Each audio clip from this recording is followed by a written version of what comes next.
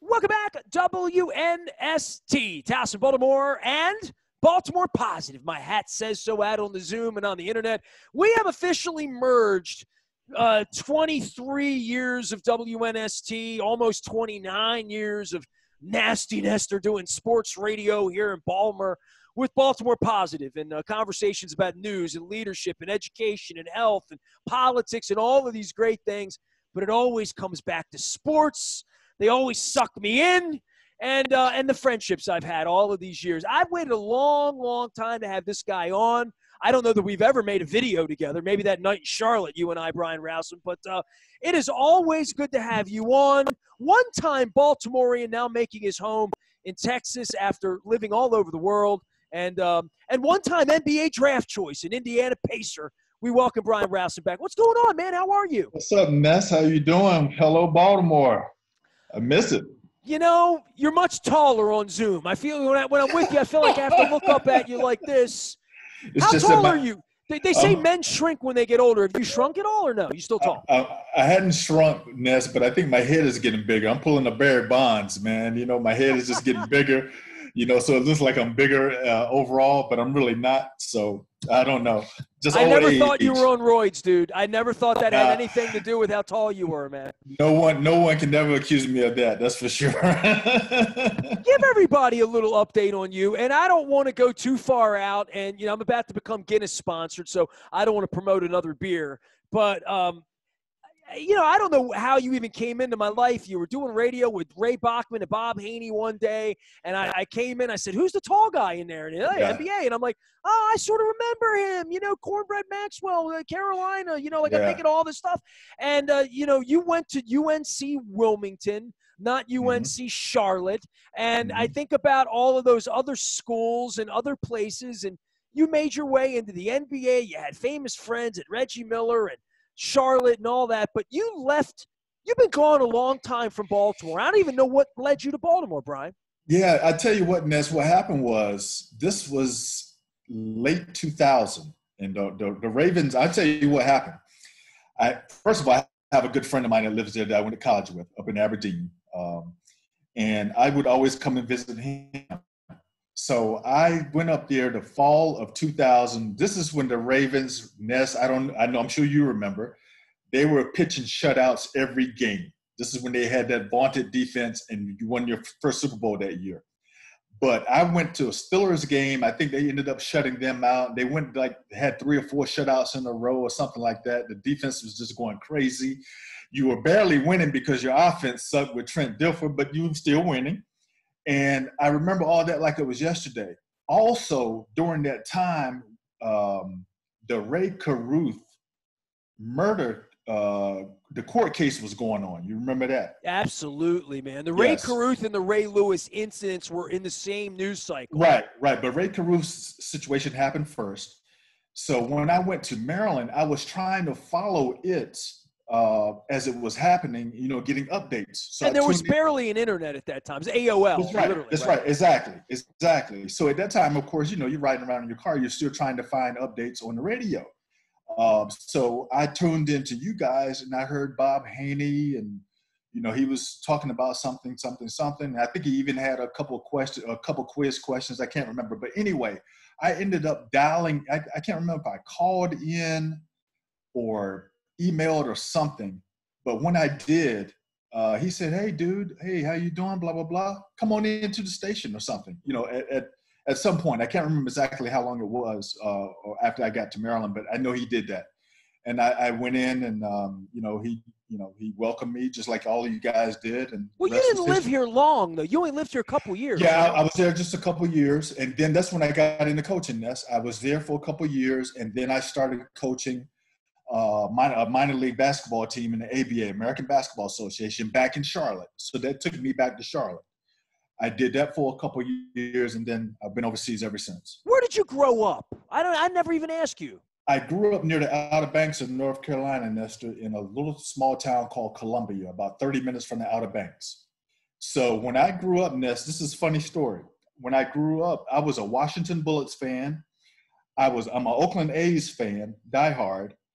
but I listened to a lot of the Orioles games because you were the only Major League Baseball team that we could get in that part of the state. Sure. So I grew up with Doug DeCinces and Mark Belanger and Lynn Sakata and Jim Palmer and Ken Singleton. I grew up listening to those guys every night because that's the only baseball I could get. I grew up listening to the Bullets, Elvin Hayes, Wes Unseld, those guys. So, growing up in Eastern North Carolina, that's how I became familiar with, Baltimore sports. My wife and I went down in June. We were trying to think about in the middle of the pandemic, someplace we could just get away, man, right? Like just go somewhere where there's no people and plenty of space. And yes. I've been threatening 17 years, take her down to the Outer Banks. We finally did it a couple weeks after COVID sort of broke. I mean, like we were very alarmed that nobody down there was wearing a mask. We can go through the politics, all that. And I do that, on a regular basis here, quite frankly. And it's just such a lovely part of the world. It's such a beautiful place. And, I used to go down in the 90s when my son was young. I was actually down there when the baseball strike happened back in 1994. Wow. So I probably went to Outer Banks about 3 times. And one of my dear friends, Chip Cowan, who I played tennis with when I was a boy, played basketball with, he moved down there. He was a bike guy, like a Mongoose bike, he fixed bikes and did like bike motocross, not motorcycles, like bikes, bicycle bikes. And but not like the Lance Armstrongs, like the Mongooses, And he moved down there when we were kids, and he never came back. He's been down there 30 years. He's had a whole life, 4 kids, beautiful wife, runs a bike shop. And he set me up with the bikes, and he does the tents, and the chairs. Yes. And he just had it sitting at the hotel when we checked in. It was the nicest thing in the world. So you go to the Outer Banks, go down there and see Outer Banks bikes and my man Chip. But and he's down there right in Kill Devil Hills. But what a beautiful part of the world. And I guess you probably think they wrecked it, right? You go down there 30 years later, you're like, what did they do with all the people? Wait, this used to be like a good place. Now there's too many people. Yep, it was much quieter, of course, when I was growing up. And in fact, we used to take classroom field trips to go down there all the time. That's because, a lot of people only think of it as the beach, but it's very historical, has a lot of tourist destination sites to go to. You got the Wright Brothers Memorial there, the Cape Hatteras Lighthouse, the Lost Colony, where some of the first settlers first came from Europe were there. They do outdoor plays and things like that. So it's very educational. It has grown a lot, but in my opinion, it's actually grown for the better, and it's a really nice area. And I call it one of the best kept secrets in the United States. I really do. That area, I love it. Well, I would say this. Brian Rowsom is our guest. We don't get him on too often. It usually used to be a long-distance call. Call your ass in the Philippines. I ain't calling you in the Philippines. What time is it in Ankara?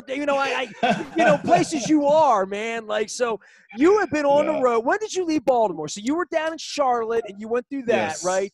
Yep. I think I love Baltimore. Tell everybody how many countries that you have coached basketball in since you left. So I was going to call you the world's most interesting man, and comparing you to, but you have lived this really different kind of life than maybe what you thought. You wanted to play 10 years in the NBA and go to the Hall of Fame and all that, right? And then when that's not going to happen for you, decide you're going to be a coach, and maybe you thought you were going to coach Marquette or do what my boy Bino's doing, right? Running around, running down there, Maryland. I coach Bino, right? You know that story? Yes. Yeah. I don't know the story. No. I coached Bino when he was 12 years old. I didn't know that. Oh, my God. I never told you this? No. Man, if I could get Bino in on the Zoom right now. So Bino's cousins were the guys I went to high school with. So he had some Dundalk relatives. So Bino's, a lot younger than me. I know I showed around the temples, Brian. A lot younger than you, too. So in 1989 or 90, somewhere in there, 89 or 90, because I was 21, I lived over on Kane Street.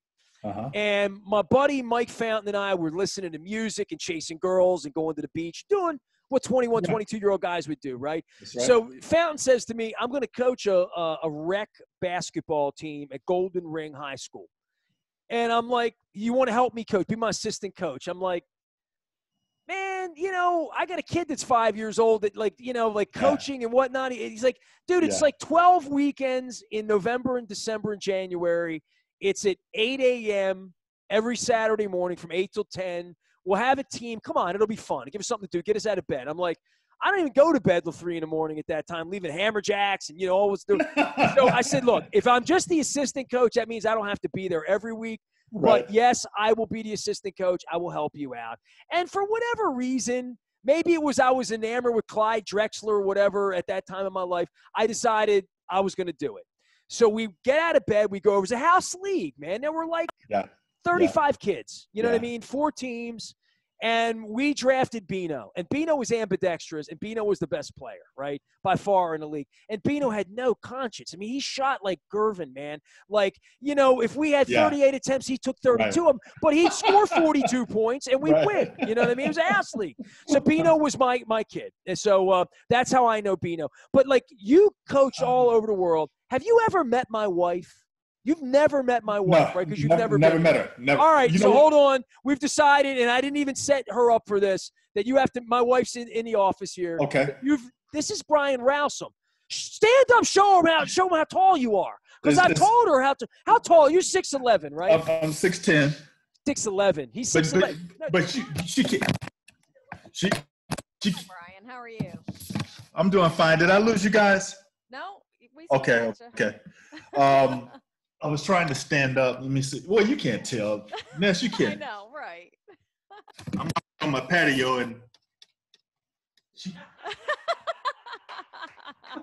You're funny. you really can't tell. It's hard to tell. Someday we'll meet in person. Yeah, you know what? Ness, here's the funny thing is, I was with you when you went to your you did your bachelor right before you got married. He was supposed to come to the bachelor party. That's right. No.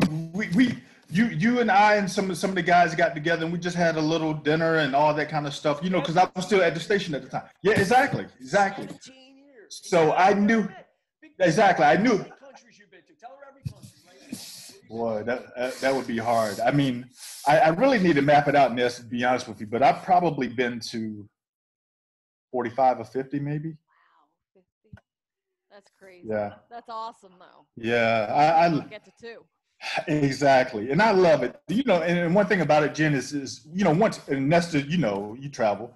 Once you start doing it, you kind of get addicted to it. You want to see more and more and more, and that's what happened to me. Yeah. I love it. All right. I'm glad you're doing well. Nice to meet you. Thank you. It was nice meeting you too. You too. She's in like engineering 5G and stuff, man. She, she never comes in on the camera. I'm telling you, in 6 years since she's been home after cancer, I think she's come in and waved to 2 or 3 guests. So I feel lucky, Ness. I feel like it's so weird that I love you so much, and like we were never in a. We're like the Zoom. This is great, you get to hang on your balcony in Dallas and dance around for my wife in your condo, but for COVID.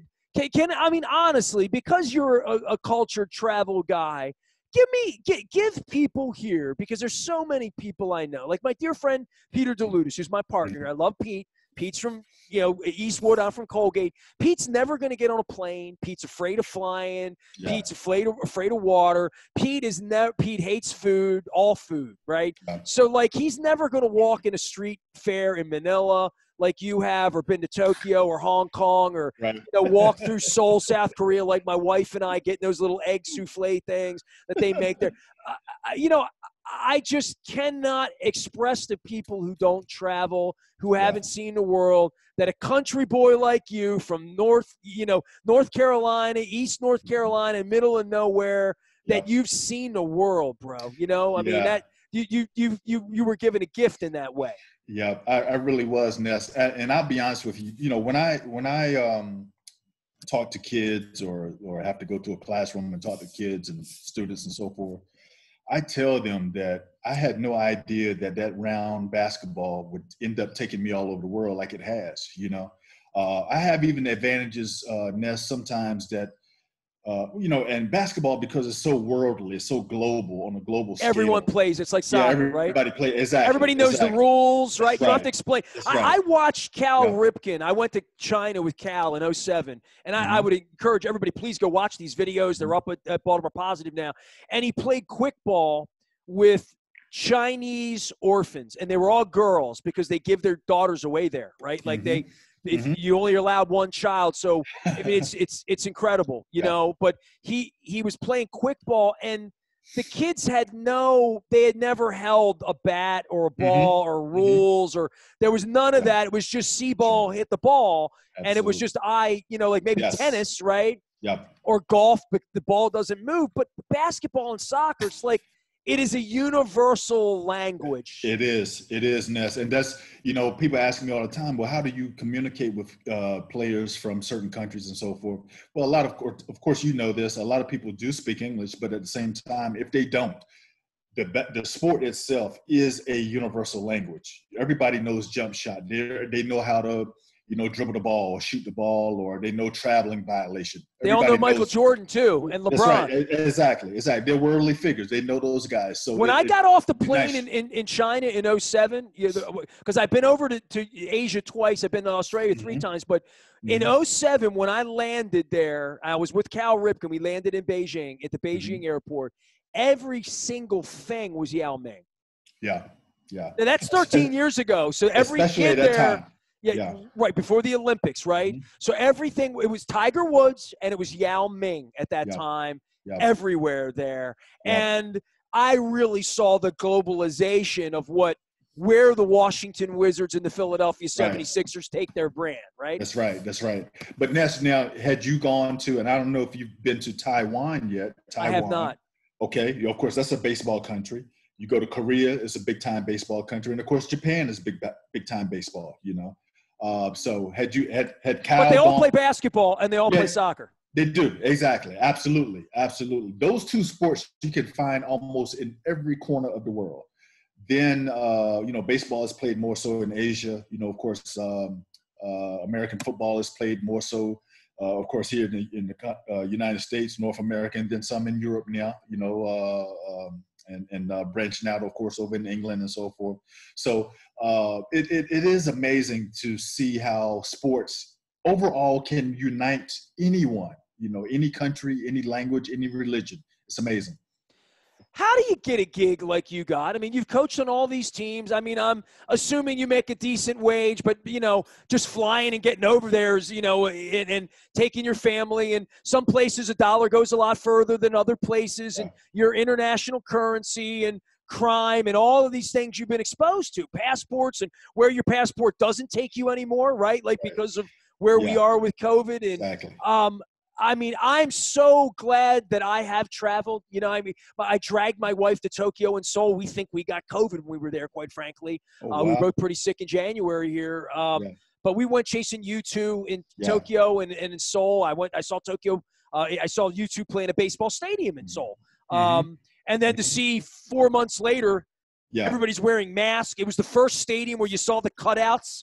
When they first started playing baseball, they were the first sport to start in the whole world, literally in Seoul, right? So, having done that sort of traveling, and now it's taken away. I mean, I can't even go lay on the beach down in Florida, right? I mean, you know how much I love the Caribbean. Can't do that. I made a little time a couple weeks ago when we went to Houston for the Ravens to make a little side trip and lay at a pool for 2 days. But everything that brought us together, right? Sports, travel, life, family, religion, culture, all those things have been really fractured in this 6-month period. And I'm thinking you're probably pretty glad that you saw the world, right? It might be a little while before we can do that again. Well, absolutely. It makes you appreciate it more, just like almost anything you deal with in life, whereas, you take it for granted when you have it every day.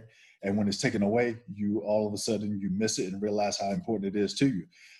The reason I'm home right now is because our league is not being played right now over in Southeast Asia. So I'm home, but I am appreciative of being able to say that, hey, I've been here, I've been there.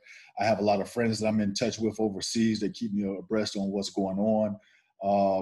And then, obviously I've made a lot of memories over the years where I can reflect back and look at videos and pictures and our game videos and things like that will hold me over until I'm able to do those things again. I feel like you mentioned about your friend, Ness. I have a friend in Winston-Salem, North Carolina, who is afraid to travel abroad. He thinks going overseas is just the worst thing in the world. And he doesn't know really because he's never been. He's scared to fly on an airplane. He wants to know if the people are nice. He wants to know if this and that. And I'm like, dude, come on, man. They have the same things. Get on a plane with me. Let's go eat some Exactly, noodles, and dog. go. Come on. Exactly. People would never know until they actually go. And And once people you are go, shocked that I love Tokyo so much. You've been to Tokyo, right? yeah, absolutely. Oh, man. Yeah, my team with Toshiba, I played there, Ness, back in the 90s after the NBA. And then, of course, I coached there a few years ago. And I was in Kawasaki City, which is about 20 minutes outside of Tokyo. And it's beautiful. You know, it's a larger, You know what? bigger, I want to larger share city. right now for everybody watching on Zoom. I'm going to pull up the map and just to give people a little bit of a, a little bit of a tour because Brian's in Dallas right now. That you told me you were coaching in a place that I had to look up in Indonesia, and I want to look it up for everybody. Where was it recently? A year or two ago? Yeah, I was in Surabaya. Spell it. Let's spell it. So Surabaya. There you go. Surabaya City in East Java, Indonesia. That's right. And this is where you called home. Yes, I was there the season before last, 2018-19, and loved it. And we ended up winning the championship. So I can't say anything bad about it. Well, I had to Google it up because it's not a place that's been on my travel form, right? Like I'm assuming there's blue water and a lot of humidity and probably nice beaches and probably really good food. And a lot of it comes with rice and some spice and some sauce and all of that, right? Yeah, when you think of Indonesia, Nest, the first thing you think of is Bali. Everybody knows Bali, I think. And then the second place you think of is maybe Jakarta. I had never even heard of Surabaya myself. It took me a while to be able to even pronounce it. But once I got there, it's the second largest city in Indonesia. The people were great. They loved basketball. It was unbelievable. I loved it. Great food, like you said. The people were super nice. And I enjoyed my time. Super close to Bali, too, right? Like really close, right? Yeah, very close. Yep, only I pull that up on the map, and when I zoom in on it, man, there's Bali right over here. And so, that's it. So it's just 30-minute flight. 30-minute flight, not too far to drive and have those beaches, right? That's right. Exactly. Black sand in Bali, right? Yes. Never been to Bali. And as you know, there's a lot of American celebrities that go there, and I think 2 or 3 of them. I want to say Russell Simmons and John Legend and a couple other actors who have property there now. In Bali, they love it that much. They go there constantly. So how do you get a gig there? Like, how do you find out about these leagues and getting jobs in Turkey and in Bali and all these places? It's done through my agent, Ness. Now, what happened with me was the first time I went abroad to coach was over in the Middle East back in Qatar. And I remember that now. Okay. I'm going to pull that up on the map for everybody, too. You can show everybody. Yep. Sure, go ahead. So the first year I went there, I actually had some success. I took a team that was not very good the year before, and we ended up making the playoffs. And that really got me established. Whereas if you go and, don't do well your first year or two as a coach, then obviously they'll get rid of you. So. And you loved your experience in Qatar, right? Like, I absolutely now did. They're going to have a World Cup there, and we can get into, how corrupt the World Cup people were in stealing that. But in Doha, you're kind of an amazing sort of place in the middle of the Persian Gulf, right? Very small country. But let me tell you, when they announced that they got the World Cup back in December of 2011, I was there. And the streets were filled with people all over celebrating. They were literally at the stoplights on top of their cars waving, as if they had won the Super Bowl, like a Super Bowl parade or something like that. Everybody in the country was going crazy because they were happy that they were getting the World Cup in 2022. That was 9 years They say ago. that put your country on the map, like literally, right? It definitely did, because a lot of people hadn't heard of it. And honestly, Ness, before I went, I had only heard of it briefly because I had also spent time playing ball in Israel in the early 90s. So I was familiar with some of the Middle Eastern countries, but I had never been to any Arab country at that time. So I went to Qatar. The first time I got there, Ness, and I'm different from my friend and your friend. Alcohol's outlawed there, right? That's right. You can't have alcohol unless you're in one of the tourist hotels, or unless you're working there and you have a alcohol license to go to the store and buy it. But then even if you buy it, you have to take it home and then drink it there. You cannot consume it out in a public place. None of that. So when I first went to Qatar, Ness, I got off the plane and I saw how beautiful it was. It reminded me of Miami And I was like, wow, this is really, really nice. They had American restaurants, foods, all kinds of things. It was just beautiful on the water. I loved it. And what's your commitment? So your commitment is you get on a plane when and come home when? How, you go in and serve as a coach for 6 months, 9 months, sort of like that, right? Yep. Depending on how well you do. Now the first time I went to Qatar, I think I left in October and ended up coming home late April, early May. So 6 months. You're going to live somewhere abroad. I mean, that sounds like the most incredible thing. If my wife and I could go do 6 months living somewhere, I mean, that nurses do that, doctors do that, lots of traveling people do that. But in the basketball space, there's only a handful of you that I know that have done this because most people seek to get a job at American University, literally, right? That's right, yeah. And, the best thing about it to me is that you're able to get you get the best of both worlds. You're able to stay here in the States for 3-4 months. Then you're able to get away from some of the stuff that's going on here, to get away and focus on other things there, learning about different people, different cultures and all that.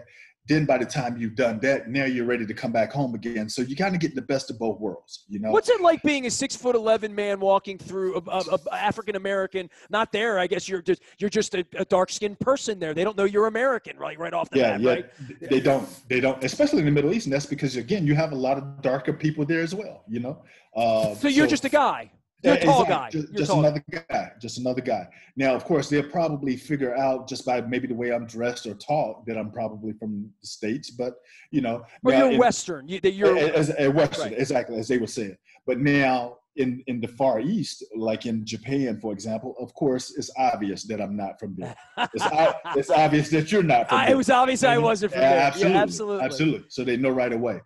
So we're called gaijins, which means foreigner in Japanese. So it's interesting. But the honor of it all, being a guest in their country, and how that you're a guest in their country, like that you flew from around somewhere else to come here, that you have a good experience is very important to them, to all of them. It really is. It is. And that's why it's important for us as Americans too, though, to also want to engage in their culture and their lifestyle a little bit. You know what I mean? Of course. And a lot of us, Ness, we'll go abroad, and of course we want everything to be the same like it is here in the United States, but it can't be like that because you're not in the United States anymore. So you also have to adjust to the way that they do things as well. If you do that, they will embrace you forever, and you'll be welcome forever. You got friends everywhere in the world, dude, like everywhere. I almost literally do. Brian Rowsom is here. He's been coaching forever. His team in Surabaya is not playing ball right now. He's got his feet up, which is good because he's been busy using them, playing ball all those years down there in North Carolina and Wilmington, and of course in the NBA with the Pacers and down in Charlotte. Any thoughts about the league and justice and social justice and LeBron and where the league is and Silver? Just because you come in and out of it, and I would think you flash that passport in places where being an American is not such a great thing. I've been places where, being a Canadian would have been better or safer than being an American. I don't know what the world's going to look like the next time I pull my passport out. The man that saved my wife's life twice is from Germany. He's had an official wedding and an unofficial wedding that we've missed the last 6 months but at some point I'm going to pull that passport out of the safe and I'm going to go somewhere. And it's going to be different than it was before, I think. Yeah, it will probably be looked at totally different, I think, especially with the way that we're handling things, because a lot of outsiders, and I talk to my friends all the time who are abroad, they look at us as being really stubborn with the way that we're handling things now. I think I know for a fact they look at us as if we should have handled all this. We could have handled it a lot sooner. Meaning, if you think about it, everything started off over in Asia, in China, then it went to Korea, Japan, and so forth. Then there was a playbook for this. We didn't follow it. You're a coach. Absolutely. Absolutely, Ness. I think we would have been in a better situation had we did some things earlier, but that's just my opinion. Best practices is what you would say, right? That's right. Yeah, exactly. And then, another thing, too, that really hurts us in some ways, too, as Americans is that we have so much freedom and so much liberty to do and not do. Whereas other countries, when you say, for example, in Japan, when the prime minister says, we are going to do this, then it is done. There is no backlash. There's no, I'm not doing it. There's none of that. The saying in Japan, Ness, is the nail that sticks out of the board gets hammered back in. So if you're not following the guidelines with everybody else, and you're trying to stand out and do something different, then you're going to be in serious trouble. One reason they nipped it in the bud early on was because everybody, they wear masks almost anyway whenever they get a common cold.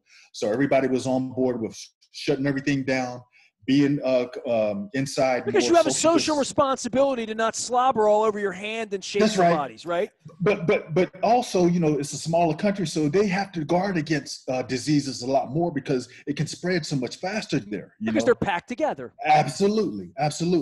So again, what hurts us. Tell me what you do with trash in Japan. To throwing trash out in someone else's house would like it's just you'll get chased. You'll get the Matumbo. Dude, you cannot. Let me tell you, I've had this happen to me before, where trash, you got to take certain things out on certain days, and if it's not done that way, the neighbors will call the police on you. It is that important. They're very anal about things like that. I remember a few years ago. Because they don't want rats. That's right.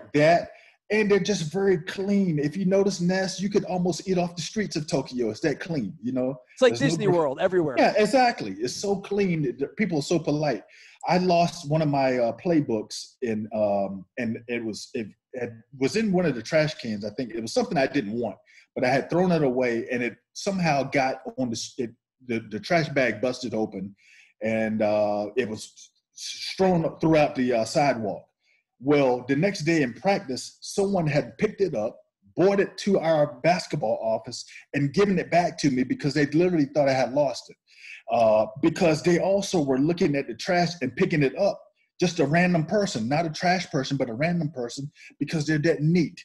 If they see a bubble gum wrapper on the ground, they will stop, pick it up, make sure that it's put away properly, so forth. You cannot put paper, you can't mix trash either. You got to have plastics with plastics, metals with metals, paper with paper. It's unbelievable how neat they are. I wish that we did some of the same things here, but not quite that much, because they are anal somewhat. But it takes participation culturally for everybody, right? And you have to grow up. You have to grow up doing that stuff too. It takes a lot of discipline. If you're not used to doing it at an early age, then you're not going to do it later. Simple as that. Brian Rowsom is here. He's coaching ball. And what are you doing to get better during this time? I've built this new crazy website. We all have a little bit more time on our hands because we're not having as much fun as we used to. Yeah, I've done like you. I have a couple friends that are doing podcasts now. I've been on a couple of theirs. I've been watching a lot of game film of our games from last year, the year before, and so forth. Like I said, we did win the championship a couple years ago. I put together a championship video that is on YouTube. In fact, Ness, I have about an hour's worth of my life overseas in different countries. Oh, that's awesome. I want people to look at it on YouTube, check it out on YouTube. If you type my name in, you'll be able to see it where I'm talking to different local people and things like that. It's just like a documentary of some of my life over there that I wanted to share with people. So I've had time to do things like that. And in the process, starting to look for the next job, which will probably happen in 2021 right now. Well, I'll tell you what, it's always good to visit with you. I'm sorry we're not in the same place at the same time. I'm glad you got to meet my wife, at least on the internet one time after 20 years of knowing each other. That's it, Ness. And I may be in your area next month, my friend. So I'll definitely give you a heads up. 6 feet away with gloves on, and I go get a crab cake together. Do it all right, all right? Absolutely, bro. I would love to see you, man. Stop by, all right? It's been a while. That's definitely. Brian Rowsom, tell me where to find you on Twitter and all that too. You have social, Instagram and all that? I don't do the social media. I used to, but I don't anymore. But again, if people type my name in, whether it's Google, YouTube, you'll be able to see videos. I'm going to pop it up right now. I got you up here on YouTube. There you go. And these are all your videos from That's it. There you go. There you go. But the man behind the squad. There you go. Yeah. Nights. There it is. You'll see us in the locker room, Ness, with a championship celebration. You'll see us on the streets of Surabaya and Doha and Tokyo and all those things. I wanted people to share my life with people overseas that don't get a chance to go overseas because this is a fascinating thing. I love it. I really do. And I appreciate you having me on, my friend. Dude, it's always great to visit with you. There's you and I from a year ago. There you go. That's it. You remember the interview. You were calling me from Indonesia. That's right. I sure was. All right. Well, good. Ness, you know you're a good friend because you had me up at like 3 in the morning to do that interview. So I want you to know that. I would have gotten up at 3 in the morning for you. You know? I know it, my friend. See, that's what we do for each other. You know what I mean? I would have had a free crash pad over in Indonesia is what I would have had. Exactly. On the way to Bali. Wherever I go next, Ness, you and Jen, you guys have to come. I want you to come and see us at practice, see us at the games and all that Pick stuff. a good spot. Yeah, I will. I definitely will. I want to go to Singapore, Ness, so that's next on my list. So my wife's working on safari and anywhere in the southern part of Africa, and we met a friend. This is on my bucket list. I don't know if have you ever seen the Northern Lights? No, I haven't. I haven't. That's my bucket list thing. Yes. My wife has safari, but the Northern Lights, we want to go up to Finland or Norway, and do that, maybe Iceland. Yes. But my wife and I did a Tony Robbins event about a year and a half ago.